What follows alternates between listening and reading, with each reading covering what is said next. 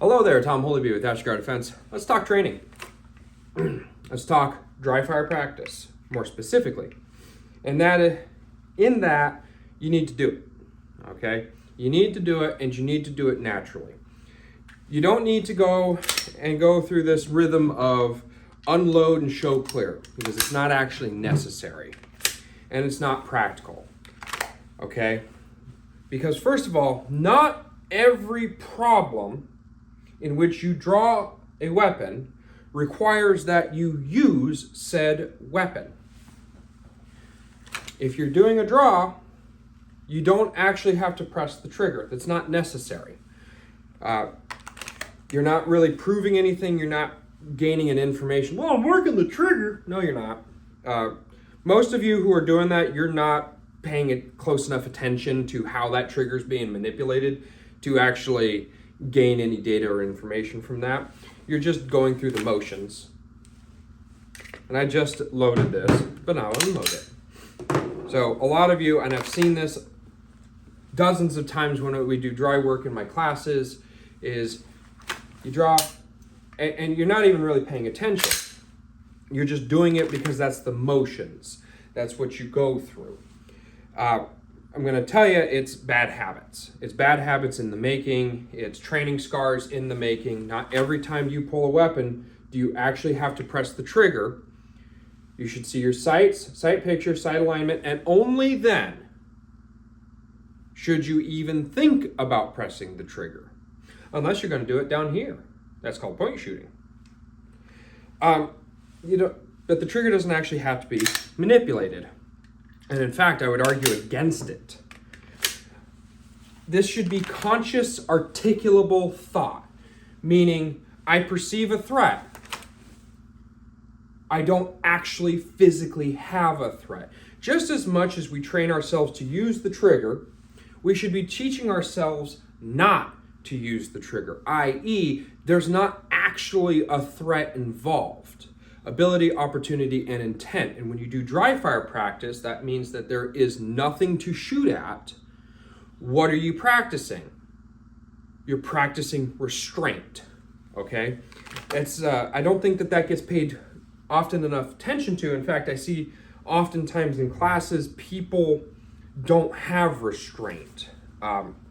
They'll do this thing, maybe it's an advancing drill, maybe it's a retreating drill, whatever it may be, and there'll be a line of students, and you'll point the gun, and then one person shoots on accident, they have an ND, and then the rest of the class will follow with shooting.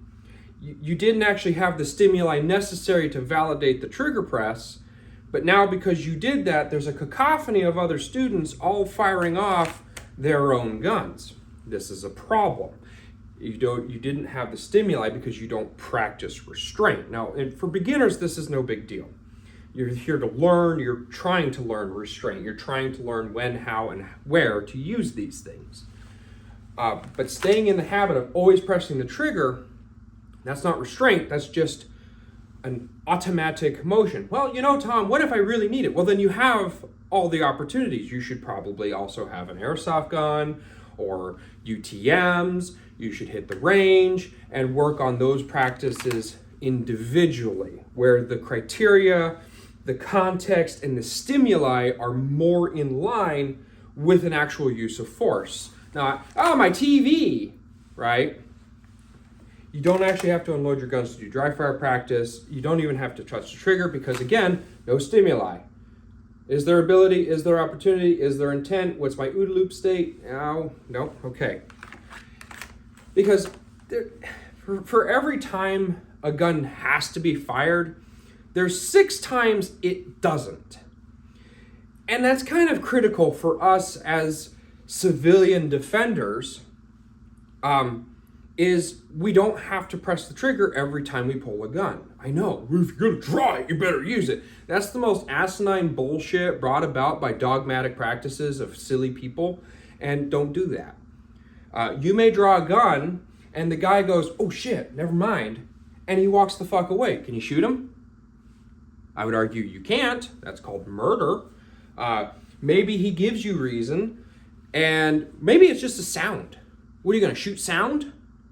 You kind of got to illuminate and make sure, oh, it's just my 16-year-old, my 17, my 18-year-old sneaking in back into the house.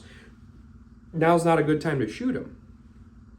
You know, it's this whole thing of, I have a gun, yep, yep, bang! Oh, that's how accidents happen.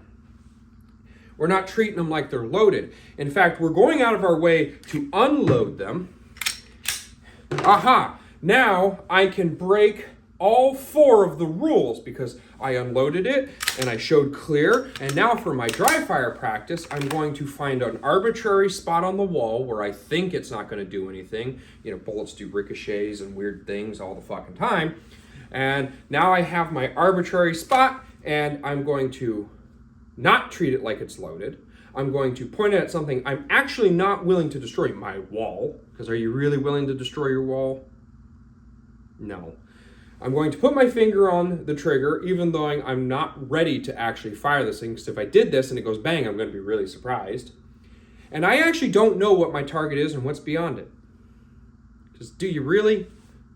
Bang! Oh, good Lord! And now I got a hole in the wall, and now I look stupid.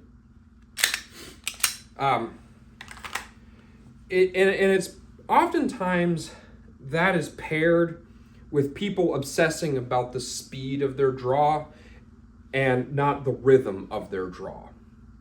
Again, if you think about it this way, there is no fast, there is no slow, there is only what is within rhythm. If you're acting outside of rhythm, mistakes happen. This is simply put, some people can play at the speed of Dragon Force, some people can play at the speed of Johnny Cash. Which one's better? The answer is neither's better. Depends on what I want to listen to. So when we think of the dry fire practice, and then verbally to yourself state, knife, I'm going to kill you, coming after me. There we go. Now I have the validation I've established. When we try to go fast, we don't even articulate that. We're not articulating anything. We're just going off of stimuli and buzzers and beeps. Beep! Blow it down! That's not a very good stimuli. In fact, that gets people into trouble is because when your stimuli is that low, anything that intercedes that at a point of high stress is going to get that reaction. Evidence is out there. No, you should work on just not pressing the trigger. Hey, maybe I don't need this. So remember, this isn't a parachute. This is a tool that can get us into as many problems as it gets us out of problems. It's a reserve chute, in the words of James Yeager.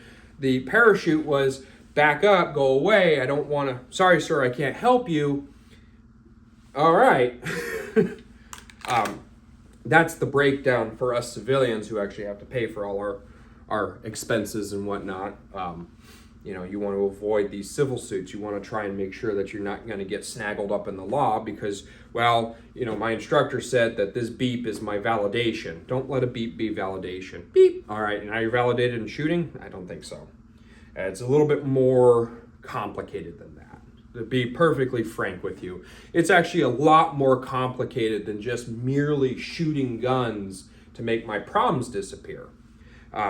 Road rage is a thing. This guy cuts you off, brake checks you, you smack into him, he gets out of the car, and he's all mad and shit because of course he is. You hit him, and you're mad, and everyone's heated, and he says, I'm going to make you pay, and he whips out his cell phone real quick, but you, going off of very low stimuli, pull out your gun and shoot him. But he doesn't have a weapon. Well, he said he was going to make me pay. Yeah, through insurance. Everybody's heated. But you're not doing anything to mitigate that ego that's burning in both your bellies. This is why. And again, I do my dry fire practice, but every time I've ever pulled this, I've only ever done that. Every time I touch this thing, it's just a trigger press. Stay out of that. It should be, there's no reason to press the trigger. I didn't establish that. I don't have ability, opportunity, intent. There's no disparity on my side against me. So there's no, shit. And don't do it fast and don't do resets. For the love of all that is holy, please stop resetting your stuff. It's not necessary. when you do your dry fire practice, and let's just say for shits and ha-has, you are going to do your triggers and all this other stuff. Don't do this stuff where you go, oh shit, and then reset. Just follow through with it. And I'll try to screw it up. So, oh, dang it. There you go. Work on that. When you screw those up, those are prime learning opportunities to overcome certain problems. Yes, you should examine, oh, I did this because I didn't properly grab my conceal garment, but this is how we fix it. I switched over to my other hand, and if I really don't like it being in this hand, I can switch it back to the other hand, right? Or maybe it's just this one. There we go. Don't cheat yourself out of prime learning opportunities that you can give yourself. Record yourself. Look at where your eyes go. Do these things. Establish this information. Don't go off of low stimuli indicators. Beep. Okay, now I can do whatever. Maybe say, "Excuse me, sir. Sorry, sir. I can't help you. Please leave me alone." And it looked a little bit more like that. Get some acting in. Work on those on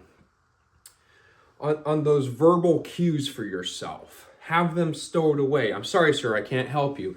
I'm sorry, sir. I can't help you. I'm sorry, sir. I can't help you. Please leave. Work on that. Okay. And I'm not saying don't go out and do those fast draws and whatnot. It's your gun, it's your wallet, your time. You do what you want. I'm just merely stating that the way I do dry fire practice, the way I recommend people do dry fire practice, is have that be more closely related to how reality works, more closely to, I don't want this problem. I don't want to kill somebody. I don't want to go to court. I don't want to lose, right? None of us want to lose in court because we screwed this up. Go to prison, go to jail. I don't want to pay a civil suit. I don't want to go to court for a civil suit. Yes, that's two different things. You have the criminal and the civil, right? So I don't want to go to prison and I don't want to pay money because I fucked this up. Work on how not to fuck it up. I.e., don't have every draw be a trigger press. It's not necessary. You don't actually have to unload your gun, like I said. Because, again, I'm following the 4 rules. Treat every gun like it's loaded.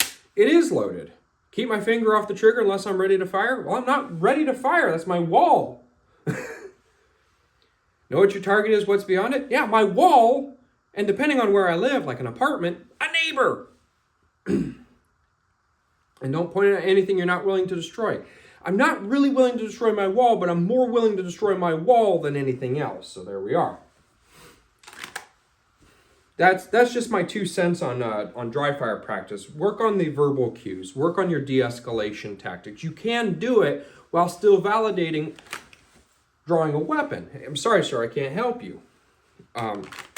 Because people will clue in on those things. Happens all the time. He said stop. He said leave him alone before he shot him 6 times. He said, I'm sorry, sir, I can't help you. Then the guy advanced on him anyways. You really draw attention when you say, I'm sorry, I can't help you. Anyways, just my 2 cents. Hope this helps someone. All right, bye.